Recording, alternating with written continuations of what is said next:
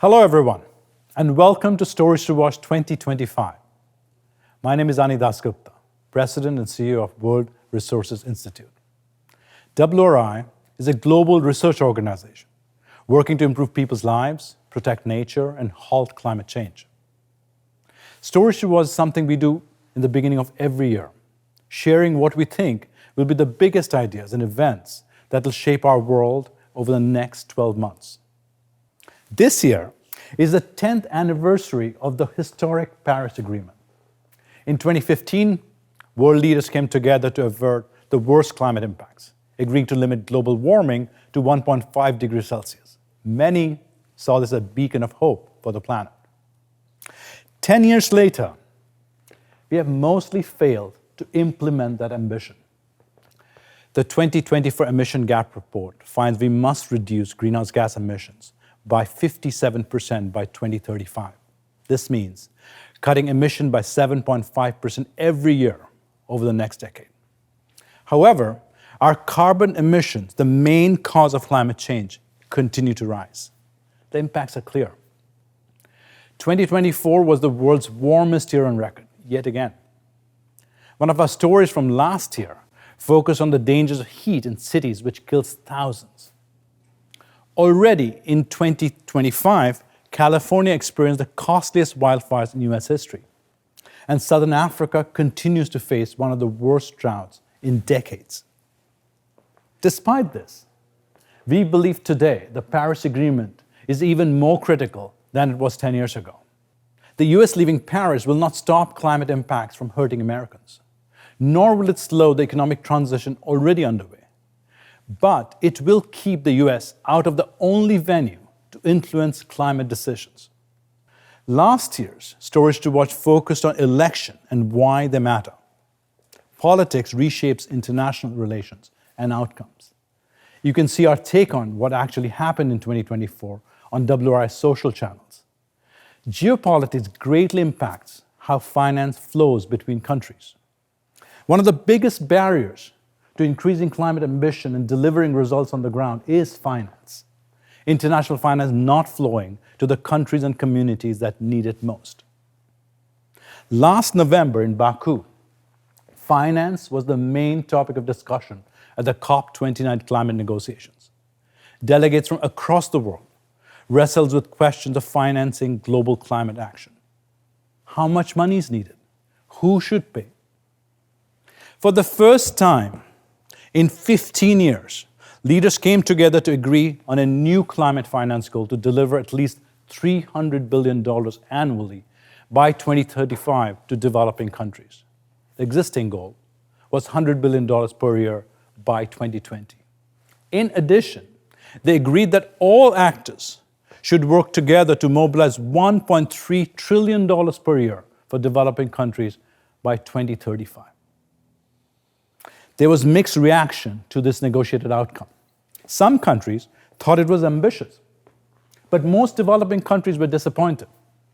They thought donor countries did not do enough, and they were not clear how they would get the $1.3 trillion they actually need. Mobilizing this money and making it flow to developing countries is critical for the global transition. But first, where does this $1.3 trillion number come from? The UN asked a group of experts what the global financial need will be for the economic transition in the next 10 years. They projected that the entire world will require about $7.5 trillion per year by 2035. As you can imagine, this is an estimate. Many things can happen in the next decade. Out of the $7.5 trillion, $4.3 trillion of these climate finance needs will be in China and developed nations like US and EU. These countries are able to finance their own transitions. The remaining $3.2 trillion is needed in developing countries who have far fewer resources. The same report estimates that $1.9 trillion of the $3.2 trillion can come from public and private domestic resources in developing countries. This means developing countries need an additional $1.3 trillion from external funds to meet their transition goals. That's where the $1.3 trillion number comes from. Let's think for a minute what will happen if this money does not flow to developing countries. First, the most vulnerable people who have contributed least to climate change will continue to suffer the most. This unjust suffering will exponentially increase in the coming years. This is why finance is fundamentally about justice. Second, these countries will not decarbonize their economies at the speed and scale needed. As a result, the whole world will not decarbonize. So the finance from richer countries to developing countries is not just charity. It's an investment towards a safer world. This year is an incredibly important year for ambition. By COP30 in Brazil, all countries are supposed to come back with higher climate ambitions for 2035. Without certainty that adequate finance will be available, many developing countries will be reluctant to put forward ambitious plans. But if we find ways to ensure climate finance can flow, more countries can join the race to the top. Increasing finance and growing ambition is a virtuous cycle. We need to unlock both. That's why this year's Stories to Watch is about how to meet the $1.3 trillion per year goal.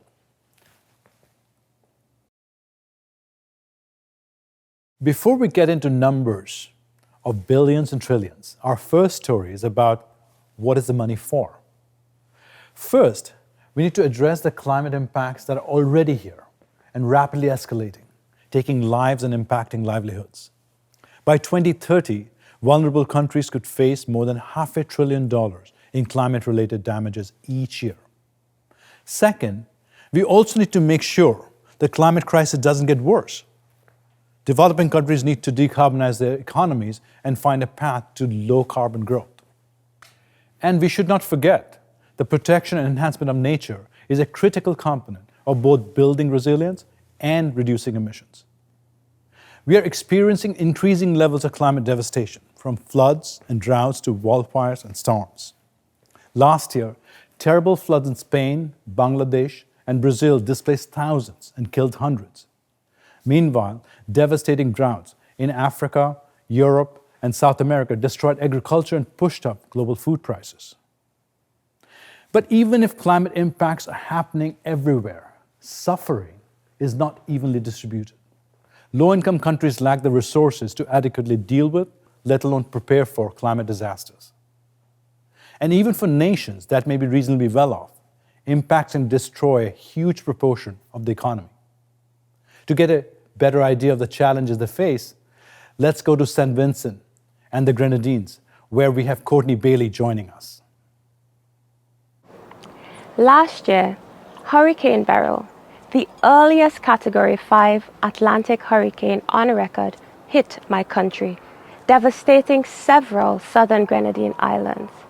In Union Island, 98% of homes and dwellings were destroyed, and the ground was stripped of trees. As I stand here speaking to you 6 months later, majority of the island is still without power. Hurricane Beryl almost completely destroyed several cash crops, such as bananas, avocados, and coconuts, leading to food shortages and loss of income for many farmers. Finance to prepare for and build resilience of homes, critical infrastructure, local communities, and sensitive economic sectors to these extreme weather and slow onset events is critical, not just for sustainable development, but for survival in places like St. Vincent and the Grenadines.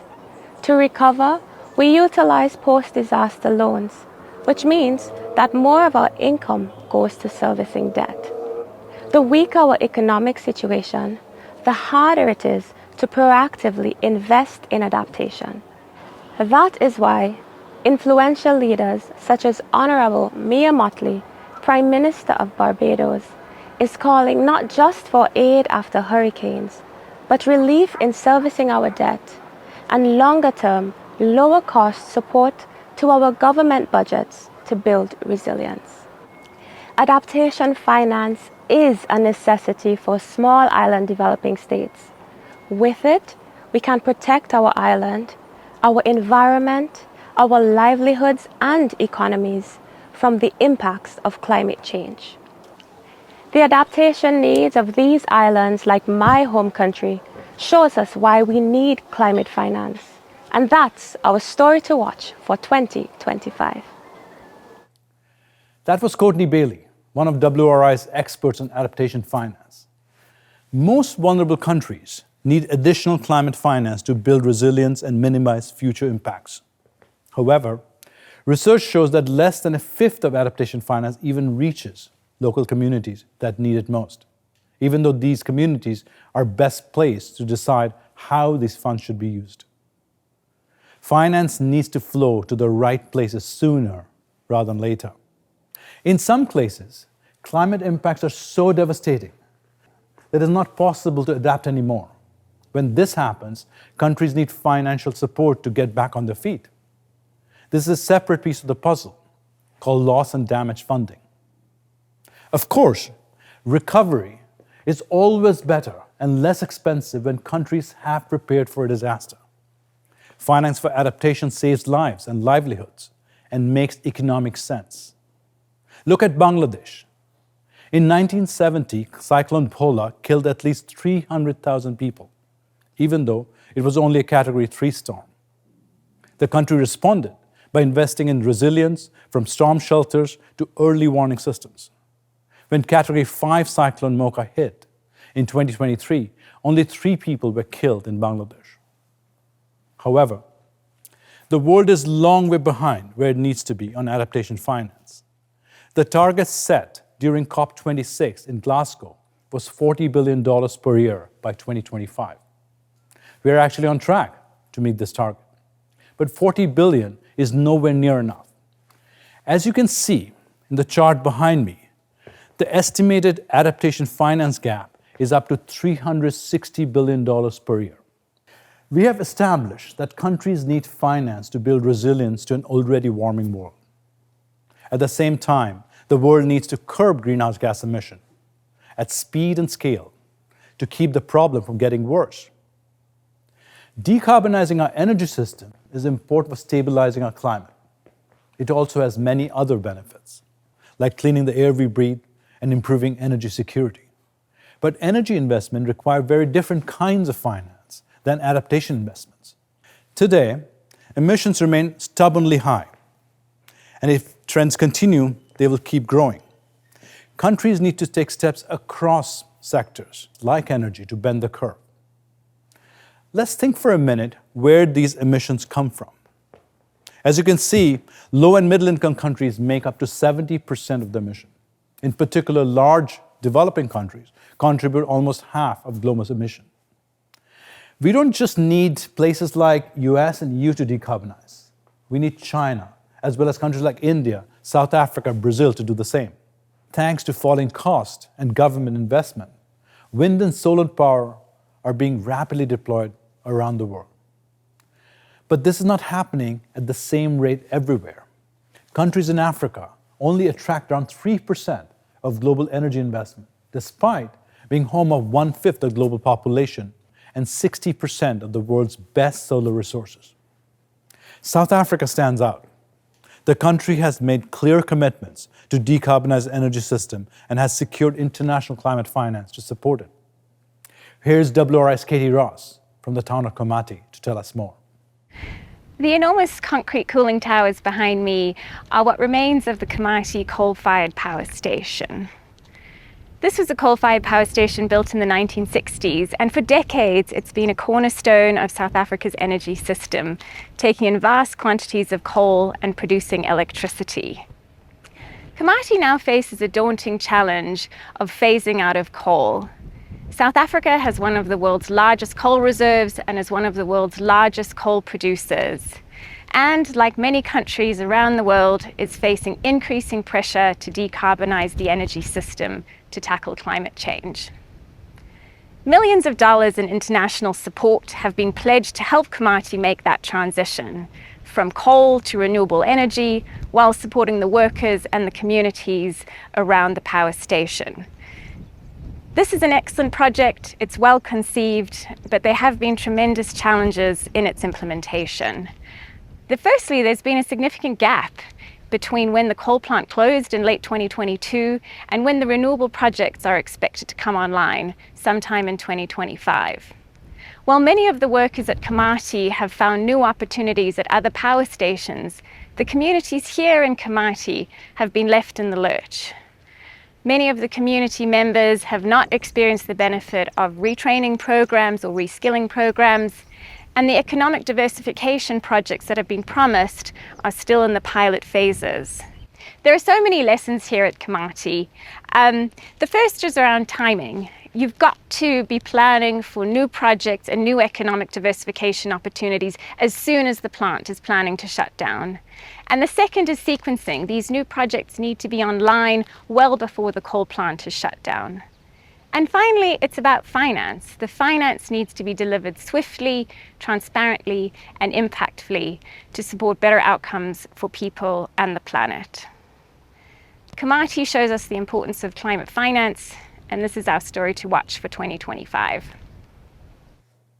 That was Katie Ross, Senior Director of Climate Action at WRI.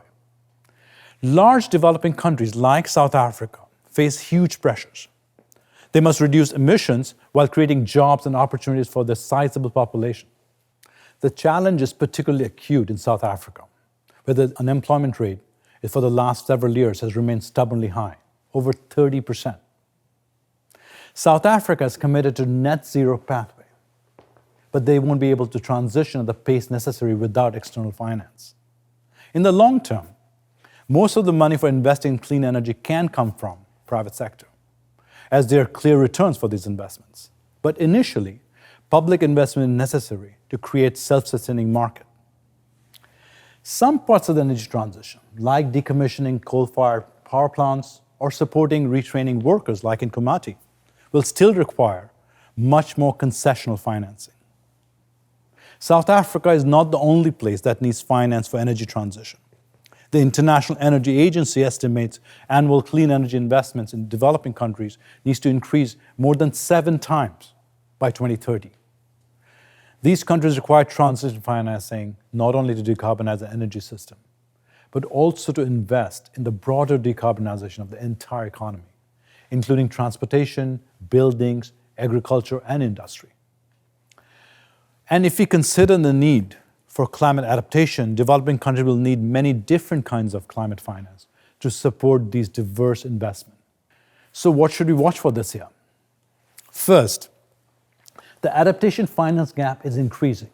At COP30 in Belem, will negotiators commit to at least double adaptation finance from $40 billion to $80 billion per year. Second, in 2023, countries made a historic agreement to establish a loss and damage fund. Last year, countries made a critical step in deciding that the fund would be hosted by the World Bank. This year, will the fund be ready to start disbursing financial support to countries? Third, countries will be updating their NDCs or climate plans this year. The deadline to submit is in February, but we expect many countries to release their plans as late as this fall, ahead of COP30 in November.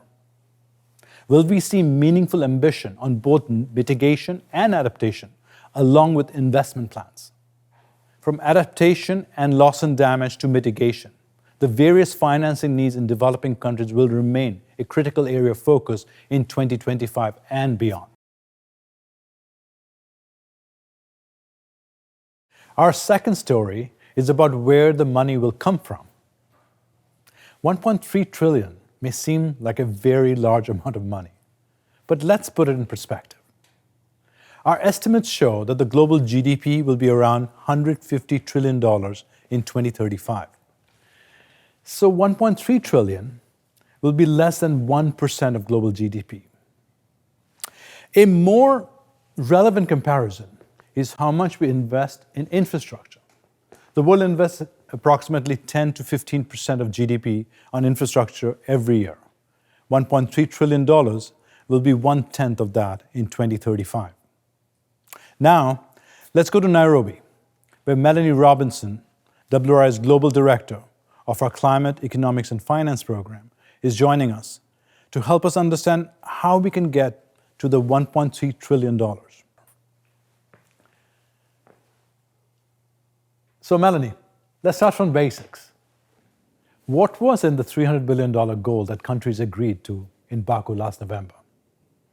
Well, to understand the 300 billion, we need to go back to the previous goal of 100 billion, and 116 billion was finally delivered in 2022. That was made up of three parts. First, there was the bilateral part, so rich country governments giving to poorer countries, the multilateral part, multilateral development banks, multilateral climate funds, and thirdly, leveraged private finance. Now, the 300 billion has got the same three parts, but expanded, especially the MDB bit, and it does count money going from a broader set of countries. Melanie, thanks. We just heard from Courtney and Katie that there are diverse needs for different kinds of investments. Will this $300 billion goal be able to meet that demand? Well, we don't know exactly what mix of grants and loans and private finance is in that 300 billion goal, but there will certainly be a good amount which is in long-term loans and private finance, which is so important for funding investments that have a return, like renewables, especially in those richer developing countries. But it is so important that in this 300 billion, we have enough of that precious grant and highly concessional, cheap loan finance, because that's really important for adaptation, loss and damage, just transition funding, to the poorest and most vulnerable countries in particular. And that's why it's so important that actually just before the agreement to 300 billion, we found out that the fund that the World Bank has for the poorest and most vulnerable countries was replenished so that they have got 100 billion to spend over the next 3 years. And do you think the debt burden, which is already a significant problem for over 50 countries, will become an even bigger issue? Yeah, MDBs are a really amazing leveraging machine. For every $1 of taxpayers' money that goes in there, they can turn that into $4, even up to $10 in money provided to developing countries. And what they've managed to do over the last few years through some reforms is stretch that money even further. So a lot of the MDB growth has come from those reforms, from that stretching of the money that they already have. Now, debt is an issue, and increasing number of developing countries are in debt distress, and that makes it particularly important that there's enough concessional finance, that loans are long-term and affordable, and ultimately that we find a more effective way to restructure and even relieve debt. I think restructuring debt needs to again take center stage, but it hasn't been a big part of the conversation for a while. Let's assume for a minute that we will be able to get to $300 billion. That still doesn't even get us near what we need. Experts think that half of the $1.3 trillion needs to be public finance. What are the other ways we can increase public capital? So there are three big ways that we can do it. The first is capital increases, the multilateral development banks, putting more money into the banks so they can really leverage that and provide more to developing countries. Second is innovative taxes. We can tax some of the polluting areas that are under tax at the moment, like aviation, maritime, oil, and that could raise over 200 billion. And thirdly, we will need to look for other innovative sources because even that won't be enough. Thank you, Melanie, for laying out how we can start building towards a $1.3 trillion goal. Let's look at what to watch for in 2025. First, will member countries consider more fundings to MDBs so they can increase their capacity to finance? Current political headwinds may make it difficult. But let's remember that the last capital increase was in 2018, when some of those same headwinds were also at play. Second, will international taxes gain traction as new sources of climate finance? For example, will the International Maritime Organization make progress on establishing levies on shipping? Countries including Kenya, Barbados, France, and Brazil have put together a task force to look at new ways to raise additional finance through international taxes or levies. Will there be broad acceptance of their proposal when they release it at COP30 in Belem? Third, the Finance for Development Conference will take place in Seville in June. This is a gathering of world leaders that takes place every 4 years to discuss the future of development finance. Will they make strides in reforming the global financial architecture? Will they bring climate, nature, and development finance together in a more coherent way? Fourth, just in the past week, the US has frozen almost all foreign assistance, including all climate finance. While there will be a review over the next 90 days, we'll be watching to see how much of this finance is ultimately cut. A US retreat on development finance would have serious consequences. For the US, it could damage key geopolitical relationships, leave the country behind in important markets, and risk knock-on impacts on security and migration. For the world, this has widespread ramification for people who rely on life-saving assistance from the US. It is still too early to tell what US cuts will mean for reaching the $300 billion and $1.3 trillion goals by 2035, but they may impact the pace of the scale-up. We must explore multiple avenues to ensure climate finance reaches $1.3 trillion by 2035. This means recognizing that climate finance is not a niche concern, but an integral part of the broader international development context and goals. In the best case scenario, public finance will only get us almost halfway to $1.3 trillion. So how do we get the remaining $700 billion? Experts suggest this will need to be filled with international private capital, which brings us to our next story.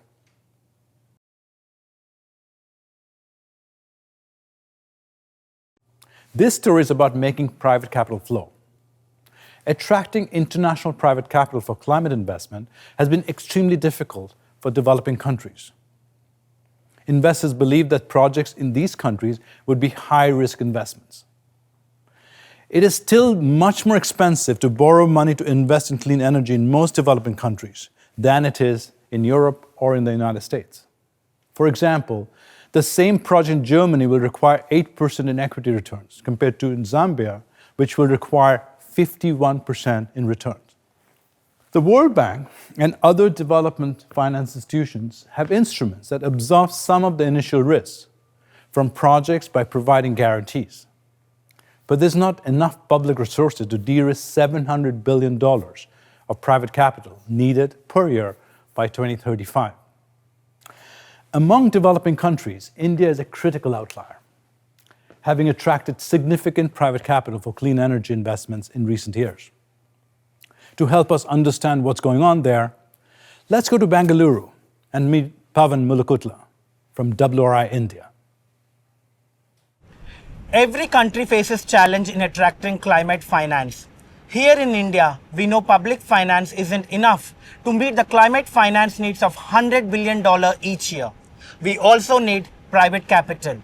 And there has been a lot of hard work to create a more welcoming environment for private capital that is now paying dividend, meaning more money for new facilities such as the solar array of Kempegowda International Airport here in Bengaluru.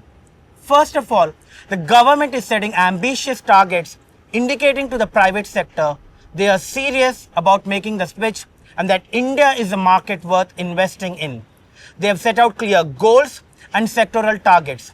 India's National Electricity Plan aims at achieving 500 gigawatt of clean energy by 2030 and 600 by 2032. There is also a target for states to reach 43% share of renewable electricity by 2030. But they haven't just set goals. They also have a strategic roadmap for how they will support the shift towards clean energy through a series of nudges from India's policy makers. This provides investors with the predictable incentives that give them the confidence they need. The government has also signaled support for greening the economy through budgetary allocations and subsidies in both existing and new areas. This is also aimed at building investor confidence and building momentum alongside the national government's ratcheting up of ambition. When it works, it's not the government that has to put in the money. Instead, it makes it easier and more profitable for private capital to invest in India's transition. Third, government at both national and state level has made it clear that the transition to clean energy is all about competitive advantage, about building strong and prosperous economies for the future. Here in India, we are seeing progress in how a country can attract more private climate finance, but it needs to build upon its successes to bring the money needed. But the example of India shows us what can be done to make the engine of private climate finance work so much more effective, and that's a key part of our story to watch for 2025. That was Pawan Mulukutla, WR India's Executive Director for Integrated Transportation, Clean Air, Hydrogen. Of course, India has advantages, including its growing economy, its deep pools of domestic private capital, and the size of its internal market. But there are few things that India did that all developing countries need to do to attract international private finance. As Pawan noted, India started by setting clear sectoral targets, which should be connected to each country's NDCs.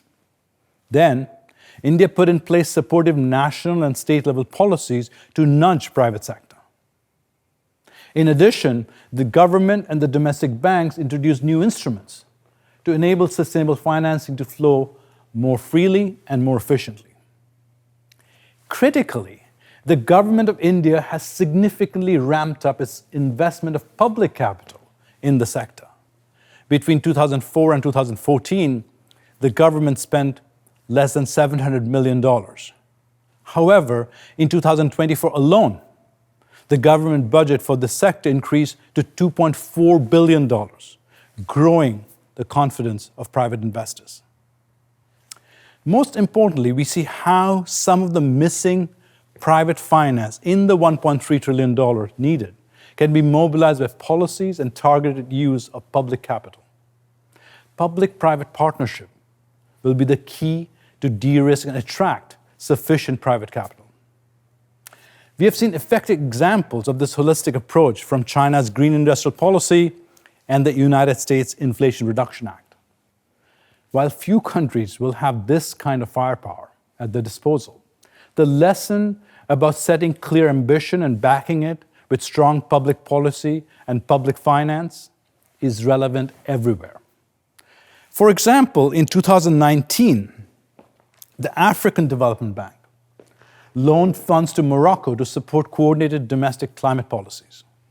By 2021, this funding offered guarantees to nearly 50,000 medium and small enterprises, supported 1,100 projects led by women, and helped realize approximately $300 million in private equity investment.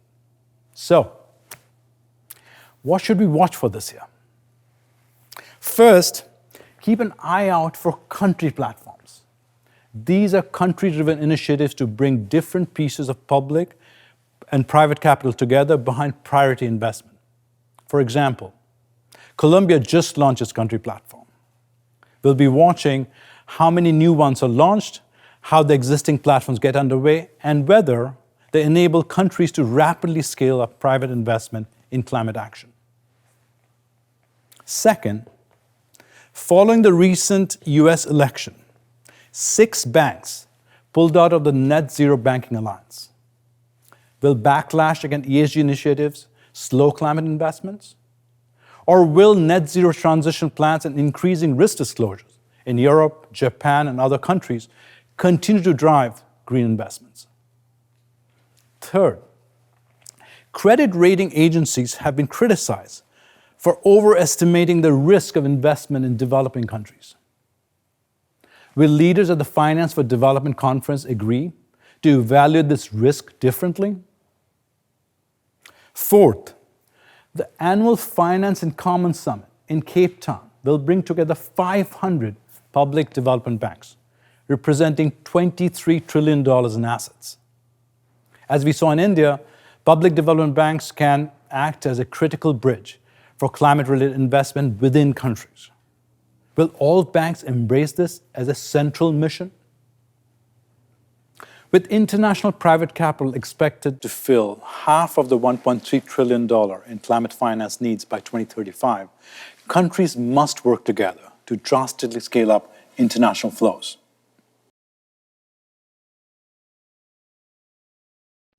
Our fourth story is about innovation.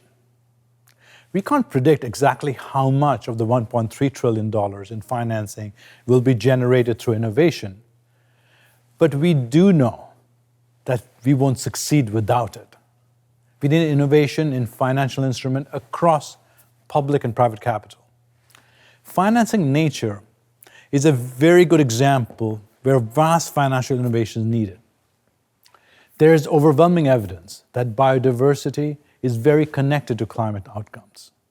Nature is critical for mitigating climate change, sustaining biodiversity, cleaning our air and water, and helping us adapt to climate impacts. Some estimate 55% of global GDP depends on nature. For example, food, medical advances, and clean water all depend on high-functioning biodiversity. However, it has been very difficult to finance the protection of nature, and we're losing it quickly.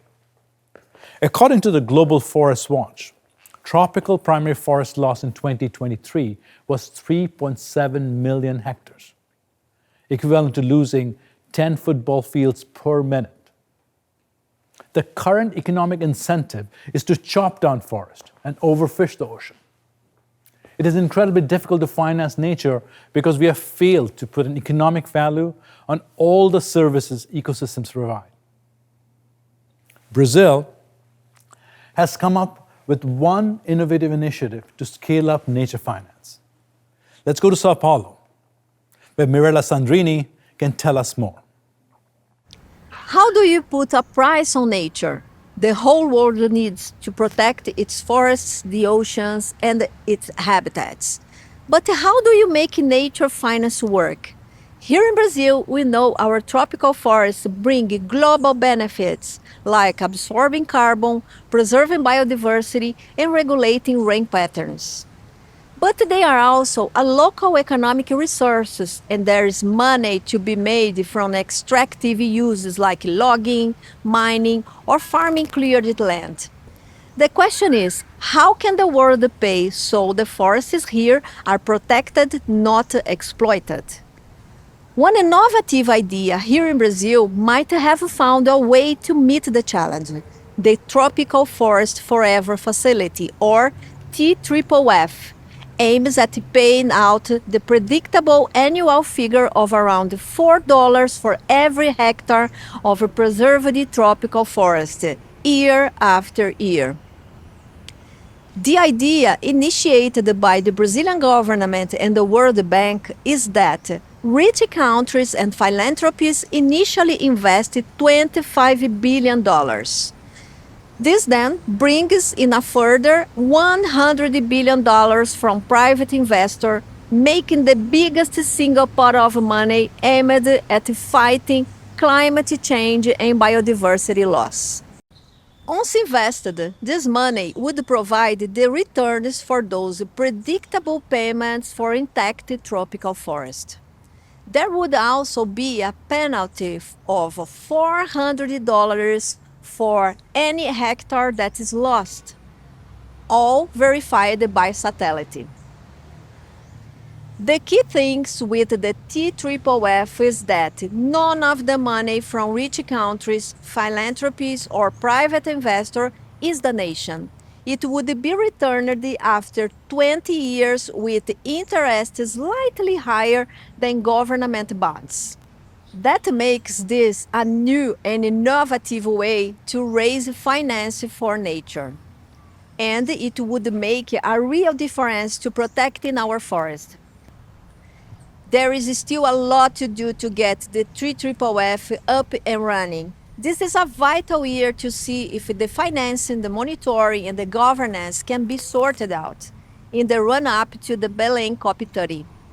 And that's why this is part of WRI's Stories to Watch for 2025. That was Mirella Sandrini, who leads WRI Brazil. So there's a long way to go with TFFF. But if it does work, then it could change the way we're able to provide finance for forest. The key word is ambition, being able to mobilize enough money to make a difference and protect nature at the level we need. There won't be a silver bullet that solves nature finance. We need further innovations, better policies, standards, and regulations, as well as high-quality carbon and biodiversity markets. There's a place for innovations such as natural capital asset companies, land banks, as well as more traditional blended finance. So, what should we watch for this year? First, as Mirella said, there is a lot to make TFFF work. In 2025, we'll be watching for progress. Will the Brazilian government be able to assemble the finance to get it started? And will this draw in private capital? In addition, last October, world leaders met in Cali, Colombia, for the COP16 Biodiversity Conference to find ways to save and restore nature. But they walked away without a financial deal. Will leaders strike an ambitious nature finance deal when COP16 talks resume in Rome in February? In particular, we're watching to see how they bring together biodiversity and climate finance. Carbon markets have existed for some time, but they have yet to meet their full potential. When the voluntary carbon market was at all-time high of about $2 billion per year in 2021, many thought it would grow at least $10 billion by 2030. But the markets have fallen significantly, and such growth now seems unlikely. High-integrity, high-value carbon markets can still play an important role in financing nature. Will new integrity standards and increasing signals from government boost investor confidence in carbon markets? Will debt for nature swaps become a growing trend? Barbados recently used guarantees from MDBs to reduce its debt payments in return for conservation investments. Ecuador is using one of these to help conserve Galapagos National Park, committing to spend $18 million annually over 20 years. Will we see a more systemic approach to debt restructuring and relief to support nature and climate investment at scale? Finally, will there be reforms of subsidy regimes? More than $635 billion is spent on agricultural subsidy annually, placing immense pressure on natural ecosystems worldwide. As COP16's discussion resumes, countries are calling for the redirection of at least $500 billion in subsidies harmful to biodiversity. Denmark approved a new policy in 2024 aiming to better balance agriculture and nature. And the UK is starting to reconfigure agricultural subsidy to pay farmers for ecosystem services. Will other countries follow? It's not only imperative that climate and nature finance work together, but it's an opportunity to innovate our approach and find new pathways of financing nature.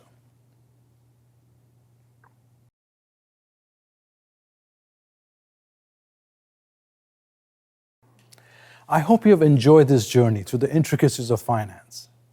The $1.3 trillion is possible to reach, but many things need to happen to make it flow by 2035. Some of it is already in play, including the $300 billion agreed at the last COP. Some of it is still in the idea stage, such as the maritime taxes and TFFF. Additional innovation also need to be developed. The biggest challenge will be mobilizing $700 billion in private capital. While developing countries can try to de-risk this capital with better policies and co-investments, richer countries also have to provide incentives to ensure private capital flows to these countries. This year will be an important year to start moving towards this goal. The $1.3 trillion will be catalytic for developing countries, equipping them with resources to finish the job themselves. Each part of the $1.3 trillion is connected. Like a pieces of a puzzle, one element of the $1.3 trillion can leverage and mobilize another piece. However, today, the different elements are governed by different regimes. That's why the biggest thing to watch in 2025 is how we'll bring all these pieces together. For maximum leverage and efficiency, we need to draw on all sources of finance and make it work together as a system. And that requires the deep involvement of finance ministers and even heads of state from countries across the world. There are many things to watch over the next year. November will be a key month. At COP30 in Brazil, we need a deal that shows that the 1.3 trillion can be mobilized. And right on the heels of the COP, the G20 will meet. They're the world's biggest economies, countries that make up over 85% of global GDP and 75% of global emissions. The G20 is the only body that has the capacity and authority to connect the various pieces around finance. This year, will the G20 in South Africa make climate finance a long-term priority? And will the G20 help the world bring these pieces together as a system? So as we step into 2025, there is a growing recognition that our financial system must be reimagined to tackle climate change, protect nature, and improve people's lives. This transformation won't be easy, but you can see from today's presentation that there are many tools to get us there. By demanding bold steps from our leaders, leveraging limited resources to maximum impact, and harnessing innovation, we have the power to unlock financial flows to some of the world's most pressing challenges. Will we see the beginning of this transformation this year? Thank you for joining us for Stories to Watch 2025.